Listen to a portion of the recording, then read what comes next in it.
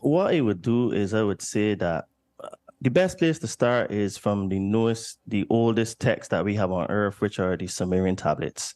And these tablets talk about a history of up to 450,000 years ago. And they talk about a group of deities that call themselves the Anuna gods, or other people call them the Anunnaki. And these tablets are about 5,500 years old, and they were written in the oldest writing system called cuneiform. So they're from around 3,200 to 3,400 BC. Now, these records talk about a group of deities, like I said, and they're also what we would call the fallen angels, or the Nephilim, or the Bang. Watchers. Bang. We're in it. We're in it. This is it, dude. This is everything, bro. This is like, I had a discussion with my friend. He's super religious and I love him very much. And I was like, it's God versus fallen angels. He had a problem with that statement, but that's not important to this. But I think the genesis of everything is fallen angels. That's why I believe in my heart of hearts. It really does look that way. And the thing is now is that when you look at from one culture and society to the next, they just have different names. The Book of Enoch refers to them as the Watchers. We're called the Fallen Angels, or the Nephilim in the Bible. The Hopi call them the Ant People. The Dogons call them the Nomo. So there is an idea, a collective idea in all of humanity, that there are a group of beings that came from the sky, and they came here and they basically did some things to us. And this is why you find that the tales, that the Sumerian tablets appear to be the original stories, and the tales and the stories found in the religious books and folklore appear to be just mere copies of the original information with a few redactions and name changes. So there's a very interesting tablet called the Sumerian King's List, and it says on it, after the kingship descended from heaven, the kingship was in Eridu. And the word heaven really just means sky.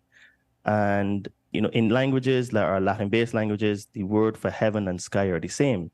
So, for example, in Spanish, cielo is heaven and cielo is sky. In Portuguese is céu. And for us English speakers, we have a very difficult task of conceptualizing that heaven and the sky are two different things, because for us, because of the English language and religion, we think that heaven is this etheric, mythical place where God is sitting on a throne with a staff and a long beard, and basically, controlling us through vengeance and might. But when you look at the Sumerian King's List and the Sumerian tablets, it doesn't appear to be like that. So this is why it's easier for those people to understand that heaven is just really the sky. So according to the Sumerian King's List, the kingship was lowered from heaven to a place called Eridu, which is actually in Mesopotamia, or present-day southern Iraq. And in this area, which was you would classify as Mesopotamia, you have a lot of different cities like Sumer, Akkad, Elam, you have you have Eridu. All these are places that these Anunnaki or Anuna gods congregated, built civilizations, and interacted with humans at that time. So when you look at that entire area, it also leads into a place called the Fertile Crescent, which is comprised of Lebanon and Canaan and the River Nile. So one of the things you realize about these deities is that they tend to set up a lot around rivers and ports and places that are close to water. And the reason for that is where there's water, there's civilization. And when there's civilization, you can actually produce life, have farming, and do agriculture and all that kind of stuff. And on this Sumerian King's List, we have a time, like I said, that goes up to 432,000 years ago. Can I ask you something real quick, Todd? So Sure. I've had debates on this show. I've had debates on other shows. Darwinism, right? We get into Darwinism, this notion that we came from fish who got legs, and then they came into monkeys, and then there's this weird period where they don't know what the missing link is, and then suddenly there's man, right? Man comes out of nowhere. So I have this discussion with my buddy Tony, who again is a very religious man. And I'm asking him what came first, the fallen angels or humans, and he said the fallen angels. Now, do you have any thoughts on where man comes from, like modern man, or where what role the Anunnaki might have in any of this? Okay, so in terms of like Darwinism and all that kind of stuff, what I'm going to say is prefaced on sources like the Nag Hammadi. And the way the Nag Hammadi explain creation is that God, or source, which is a better word to use, was form and void. So basically, he was everything and he was nothing at the same time. But what happened is that in order for him to become in existence, because he's the totality of everything, he had to create the universe so the universe would create him. So it's just like how you have the observer and the observed in quantum physics. So this is akin to the chicken and the egg. And what happened is that through many derivatives of himself, like first mystery, second mystery, triple powers, Barbello, etc., then you came down to another level, which was man. So the Sumerian tablets talk about there was an existing hominid species on Earth at the time. And the Anunnaki ended up mixing their DNA to create what you would call Homo sapiens sapien, which was first man, or the Adam, or the Adapa, or the Adama. Because Adama just really means first man. And that ties in very well with what I was going to say about on the Sumerian Kings list, because when they mixed their DNA with the existing hominid species, the creation was a superior human, right? Which is why you call them Homo sapiens sapien. And they had extremely long lifespans. So you had characters like Alulim that ruled for 28,800 years, or 8 Shars, and Menluna Lua ruled for 43,200 years. Wow. So basically, you had the Anunnaki that existed, according to them, in another place.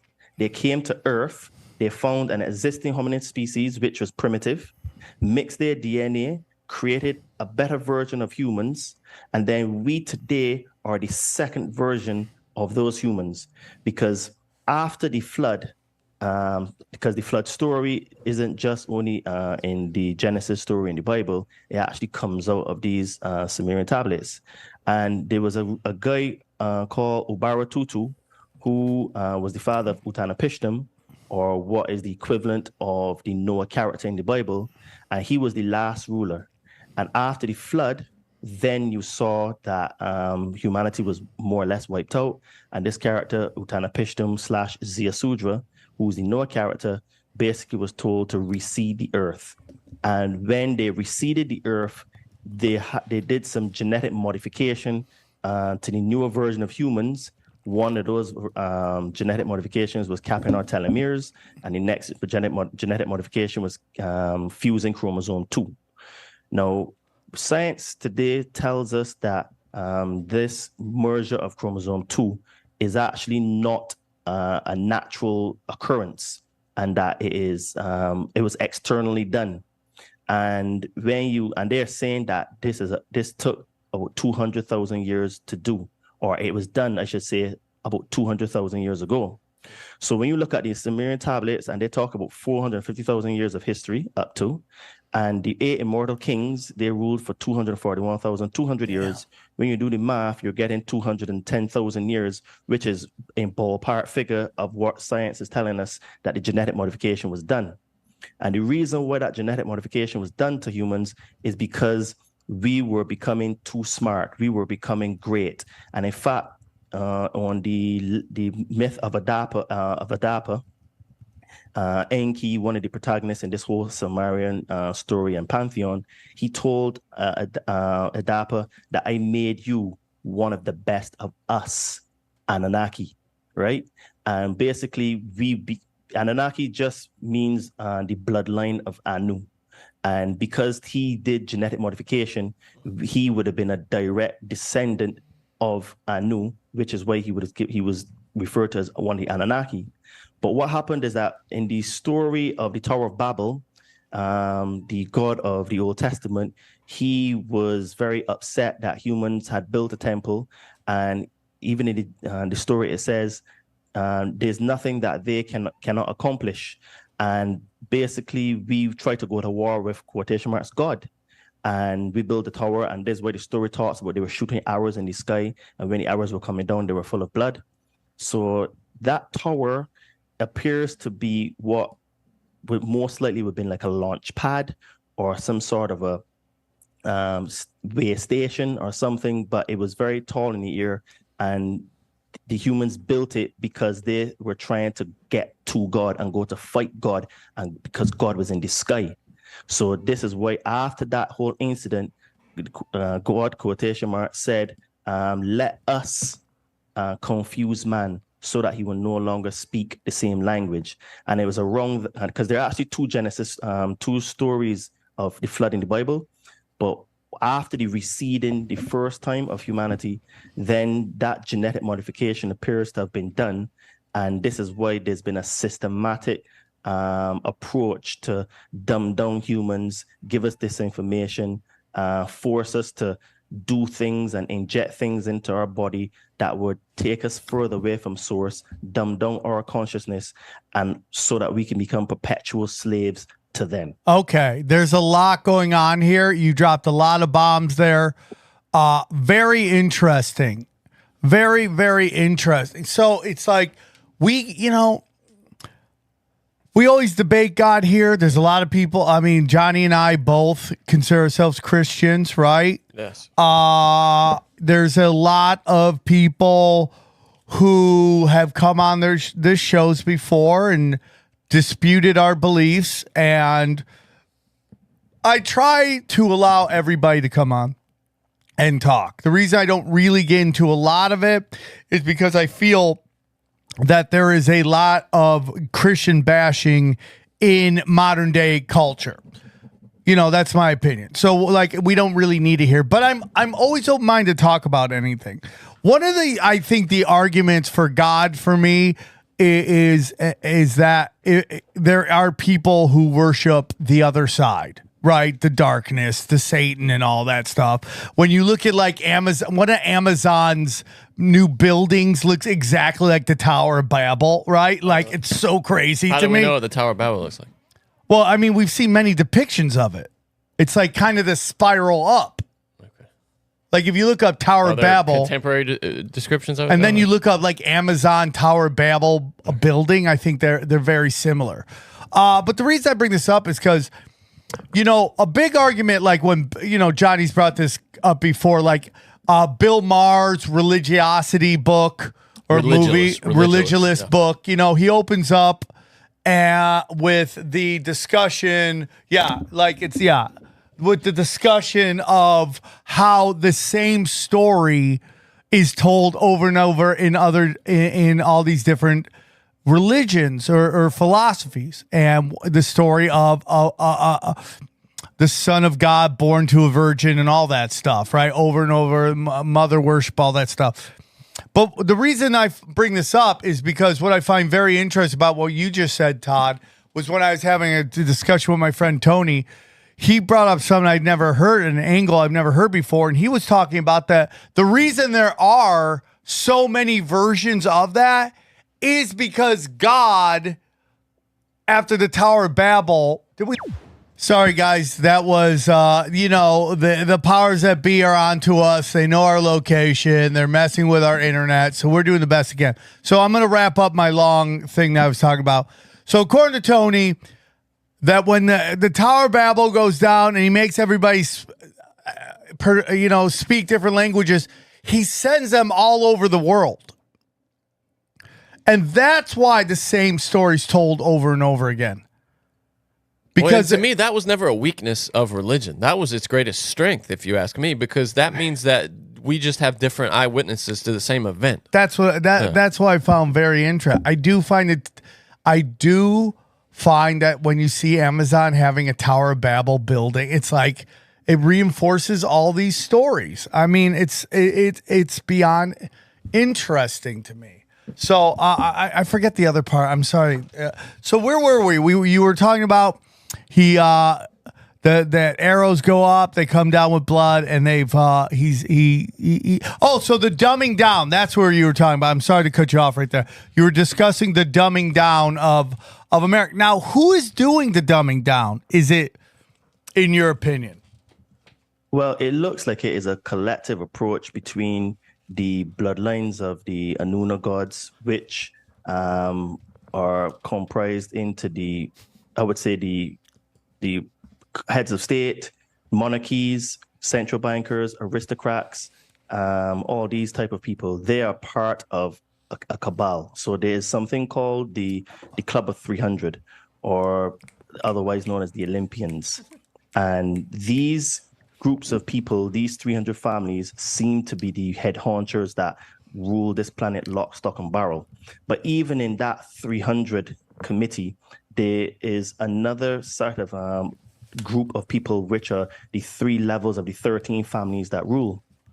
And these families basically are the 13 Zoroastrian bloodline families. You call them the 13 Zoroastrian bloodlines families of the Illuminati, or also called the Saturnalian Brotherhood. And in this upper level, because there are 3 levels of 13, and in the upper level of 13 is where you get the real power structure that controls everything.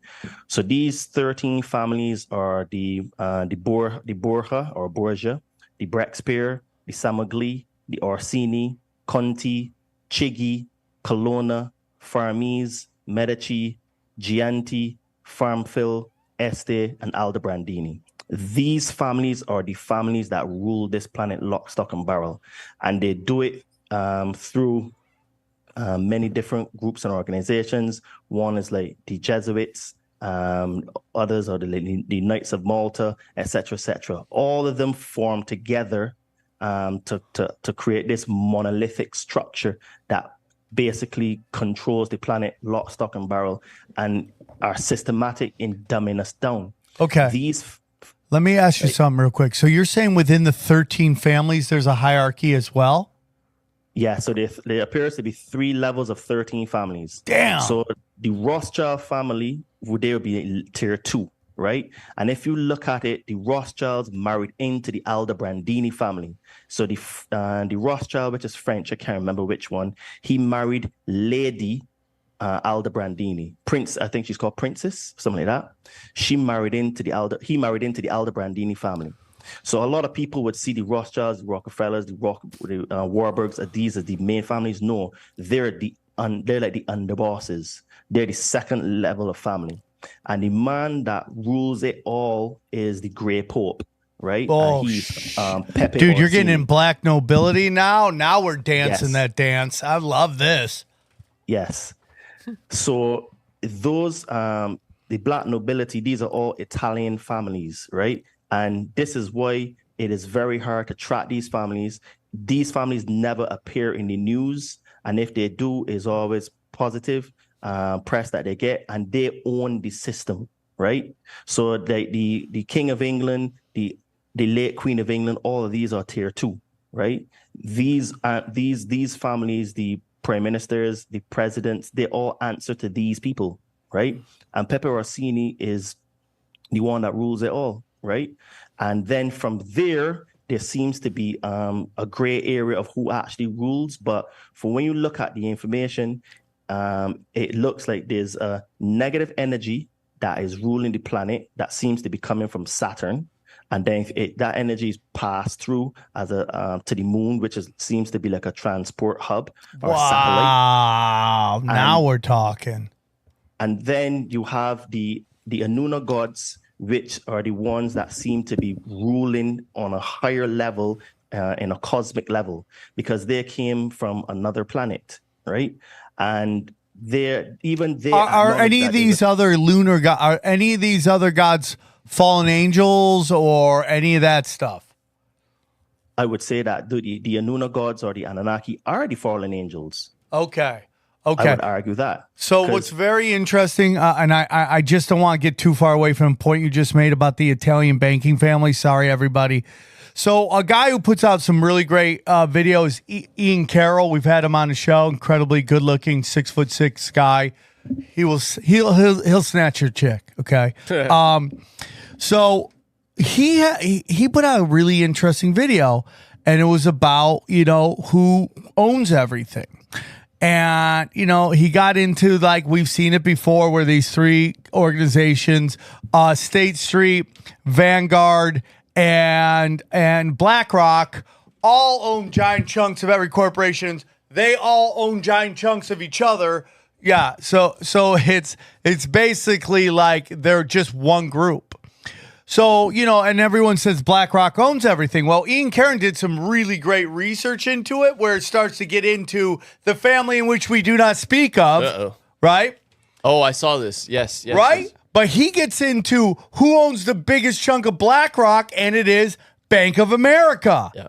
Then you go into who's Bank of America, and they do all these through, like, just banks buying banks. It's almost like you can't file.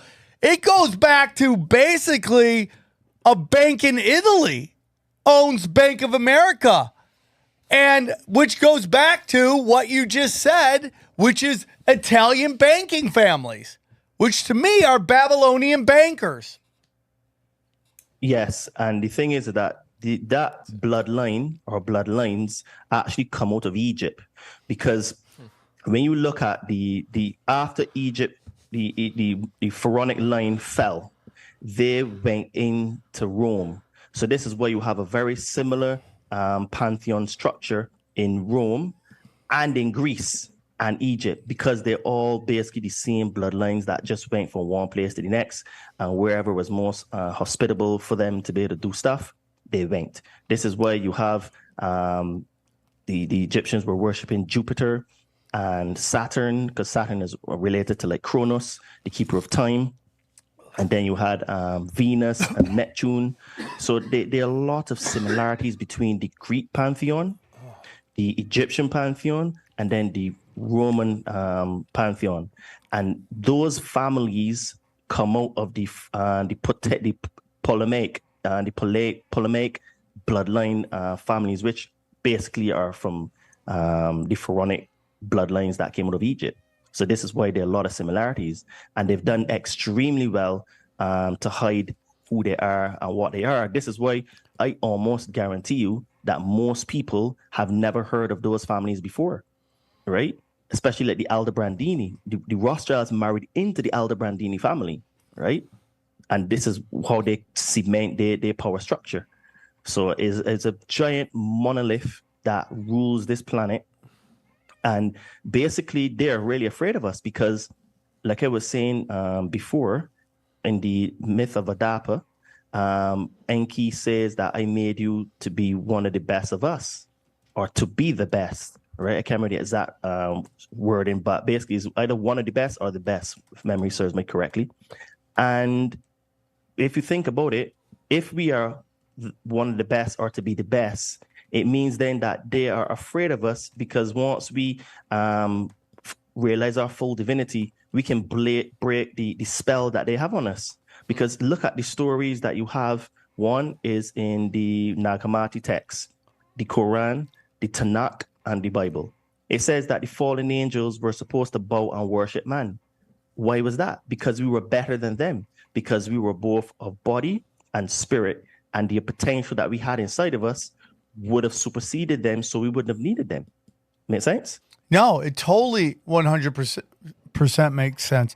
So when we get into these families, their connections to the Anunnaki, would you say that these are what a lot of people like to call the reptilians, the lizard people, that they, we had these human beings, God's creation, and then the Anunnaki needed to make somebody who controlled us, and that's why all of these elites, these families, and even when you start to just get into modern day American politics, how many of our politicians are in fact related. Like, even if you get into like this, they have a show out here where like they take celebrities and they teach them about their lineage, and it always turns out, oh yeah, your family were slave traders, like almost every time. And to me, that's super interesting because like here we are, like these slave traders of the past were elites, and now their offspring of many generations are still elites, right? It's like interesting to me. So do you have any thoughts on that, on whether that is true or not? Well, what it looks like is that there are some that look like reptilians, because basically these Anunna gods, right, don't seem to come from one particular planet or one race. Because if you go back into, say, for example, where the whole reptilian ideology or idea came from is that there were figurines found in Iraq, and they show you a reptilian-looking female standing with a baby in her hand, breastfeeding the baby. So she actually has breasts. She's breastfeeding the baby, and she looks super reptilian. A human baby. A human baby, right? Is that right? A reptilian baby. A reptilian baby, too. Okay. All right. Baby lizards, dog. You can find it online. Yeah, I'm gonna check it out right now. Yeah, I think it's the country's Iraq, right? Okay. And this is where the whole idea of the reptilians came from. And when you dig as well, you see that these Anunna gods, or these fallen angels, the Anunnaki, they're from places like Sirius, they're the Pleiades, Zeta Reticuli, the Draconian, the Draco system. So what it is that there are more draconians that appear to be negative than positive, but there's some that are positive. It's just like there's some, exactly, that's the one I'm talking about, right? Huh. There's some Palladians that are positive and some that are negative. There's some Arturians that are positive and negative. So you see that she is looks reptilian, and the baby looks reptilian, and she's got breasts, right? Certainly not human. Exactly.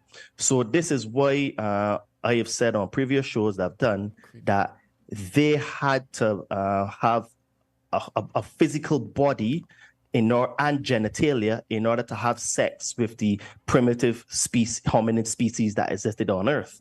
And then those offspring, which is where the story of the sons of man had sex with the sons of God had sex with the daughters of man and produced the giants, right?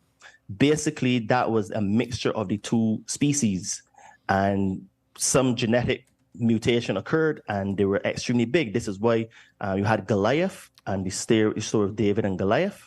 And then even when the Smithsonian has been extremely proficient in hiding all of this information, but if you search back previous records online newspaper articles, you will see that they found up to 16-foot tall skeletons, and the Smithsonian just came, nothing to see here, and the story just disappeared. Just like the crash in Roswell, they said that it was a balloon or something so that crashed.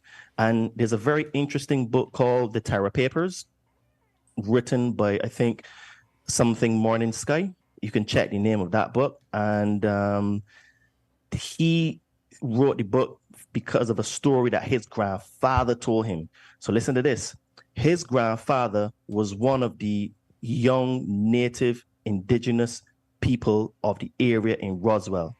His grandfather was one of the people who met one of the surviving extraterrestrials in that crash in Roswell.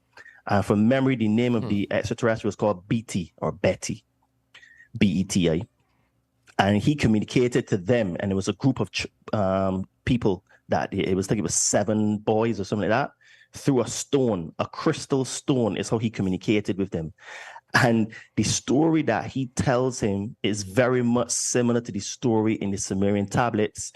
And you actually know that there was influence from the Sumerians, because there was I think from memory, a Navajo elder who had a small clay tablet that was given to him from ancestor to ancestor, of a very small tablet like that had cuneiform on it.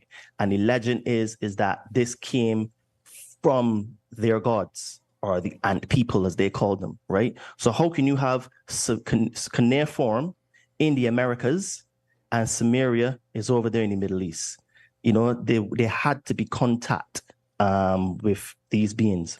Do you have any thoughts on the? By the way, I wanted to make a joke that lizard breast milk tastes like Mountain Dew, but I didn't. You were on fire. I didn't want to slow you down, so had to get that out because I'll never be able to say that again.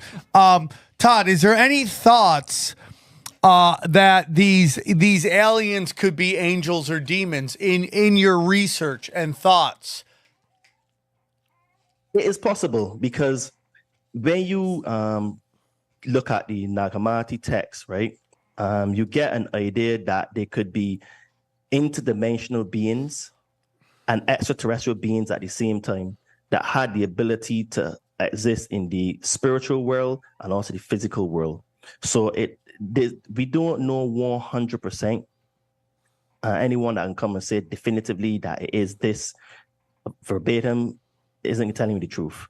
But it looks and appears as if they have the ability to be in the etheric realm and also the physical realm at the same time. And they could have a body that they can inhabit in this realm. And it seems that they can come in and out.